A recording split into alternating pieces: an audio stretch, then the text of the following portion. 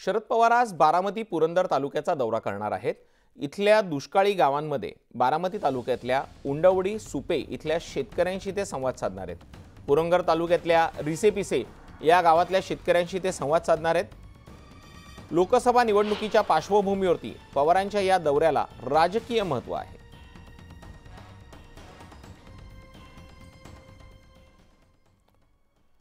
शिवसेना उद्धव बाळासाहेब गटाचे नेते आणि लोकसभेचे वायव्य मुंबईतून लोकसभेच्या रिंगणात उतरलेले महाविकास आघाडीचे उमेदवार अमोल कीर्तिकर यांना ईडीनं दुसऱ्यांदा समन्स बजावलंय।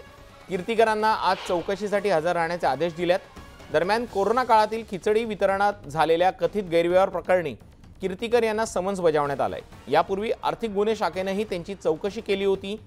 गेल्या चौकशीला अमोल कीर्तिकर गैरहजर राहिलेले होते।